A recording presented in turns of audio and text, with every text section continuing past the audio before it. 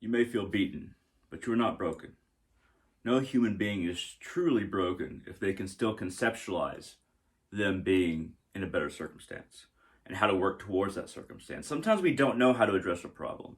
Sometimes where we find ourselves is so far beyond where we want to be, where we think we should be, that before us looks like no man's land. And there's artillery coming in. And there's familial influences. There's friends giving you bad advice or saying you can't do this. Society is trying to restrict you from being who you want to be. Perhaps you're restricted by religion. Perhaps you're restricted by the political situation you find yourself in. There's a lot of restrictions in the world. But self-conceptualization is the only restriction that we choose. So you crossing that no man's land, you're going to get hit by various influences, but you have to bear the brunt. You have to move forward. You have to say, no matter what anybody throws at me, this is where I know I should be, and I have to get there. There's a lot of self-help videos and books about how you should, the secret is conceptualization. And in a way it is, like I just said. It's never like a one big decision. It's always a bunch of small ones. For instance, I'm OCD. So I check doorknobs. I constantly wash my hands. If I see a tiny speck of anything on the carpet, then I want to get a little bit of a paper towel and pick it up. And then there's other things that I do in regards to OCD. But every victory that is in that war with me being OCD is just one of these actions not done. Like saying, don't do that again. Don't sanitize your desk again. Don't check that doorknob again. You already checked it. It's all these little things that build up to a grander victory. Just like in warfare. A bunch of little battles provide extreme movement of the body towards their goal. The destruction of the enemy. In this case, the enemy is not something external, but the chains we find within that are perhaps influenced by the external. But we embrace the chains. Comfortable chains they feel safer than new freedoms. It's like, okay, well, I know these chains. I've been in them for so long. Freedom, how does that even feel? For a depressed person, for instance, falling back into yourself, saying, oh, I probably won't be able to accomplish this goal. I probably won't be able to talk to this chick that I'm interested in, or this guy, or I probably won't get this job, or I probably won't convince my family that the way I want to go is okay. So it's better to just be sad about it than actually try to overcome these challenges. So the depression becomes safe. You're like, I know this. I've been in this for so long that it's familiar, and familiarity is something that holds progression back a lot of the time. We can look at human history and see this, but on an individual level, it's all about conception.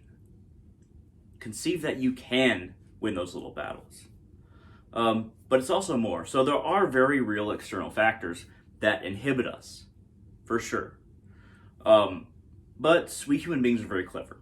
We can get around a lot of different things. It's not that it's completely about internal conception of your desire and then everything else just falls into place. No, you have to be very clever about how to get around the web of chains that you have been placed in.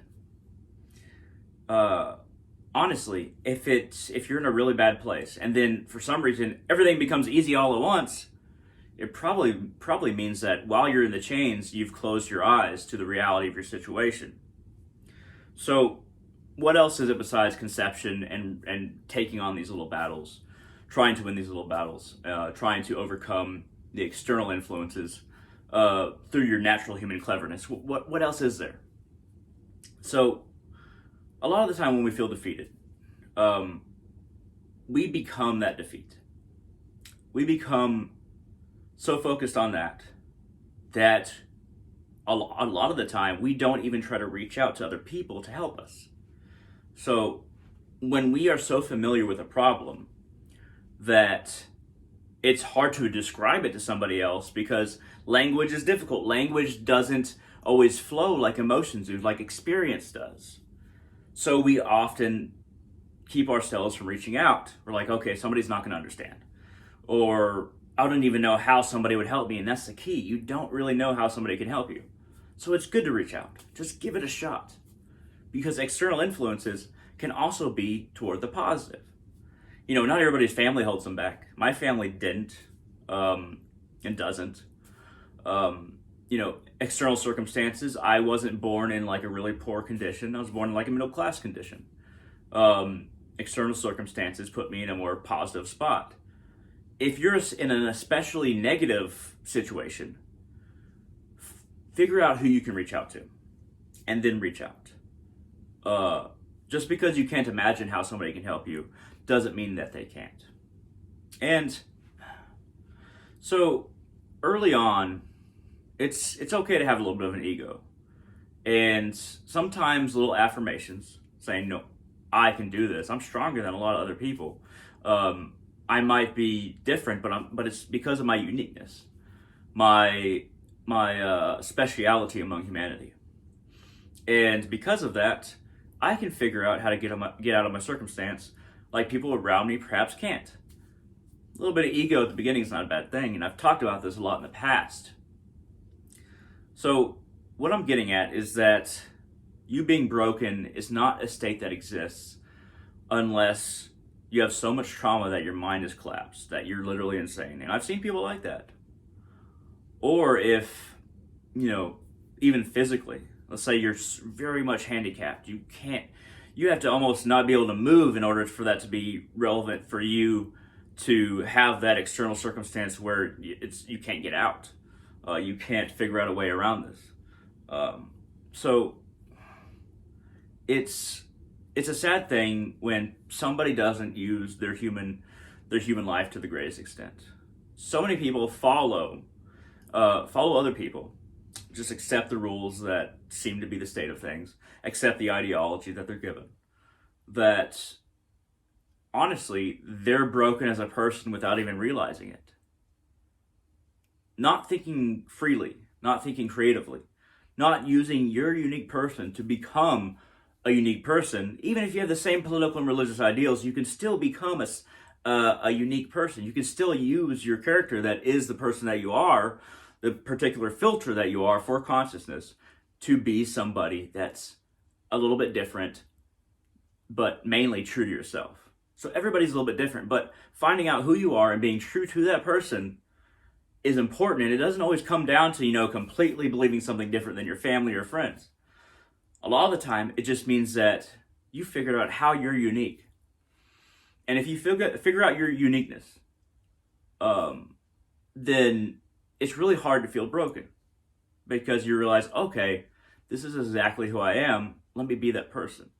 Now, being that person over time, you can lose a little bit of self-confidence if it doesn't work out originally. But if you realize the essence of your uniqueness, then if you realize the true essence, then you'll realize that essence cannot be broken. You as an individual cannot be broken because you understand exactly who you are. If you're uncertainty breeds contempt for the idea that you are unique. And then if you have contempt for it because being unique hurts you a lot of the time, it's complex, it's being somebody different than everybody else, then the only thing that'll break you is your own contempt for the possibility of your uniqueness, which every single person is. So once you find yourself, don't hold contempt for it. Don't feel like you have to fall in line. You can have the same political and religious ideals as your family, but figure out what makes you special. And also, even just as importantly, or even more importantly, how you can be of use to your fellow man. How you can provide something to other people that others could not. That's the advantage of people realizing their uniqueness, is that if we all realize it, then we all become of use to one another in very, very different ways. So if everybody is at use to one another in an unending variety of ways, then humanity is covered. You're not doing something that somebody else provides because you know what you can provide. So not only are you not broken at that point, you are the bulwark of humanity. You're a part of a grander chain of non-broken links. And that's the wonderful part. Once you are a part of the chain in your unique way, the chain of humanity supports you. It strengthens you. You become unrusted, undecayed by a lack of sureness, by a lack of understanding of yourself, by a lack of conception of what you want to be, of what you should be, because you know yourself. All these things basically make you into a being that is not rusted but fresh, constantly renewed by your connection, but also by your path working towards being that person that you realize that you are. It takes time. It takes effort. It's not easy. Nothing ever worth being is easy. And being is the key here. It's not having, it's being. You're becoming somebody. You don't necessarily even have other people. You're a part of each other. So never think that you're broken. Maybe you're beaten, but you're not broken. Know that. Find yourself. And never forget that you are as unique as anybody can be, because you are the only person that can be you. At any rate, thank you very much for watching. I hope this helps, and I hope all of you have a wonderful day.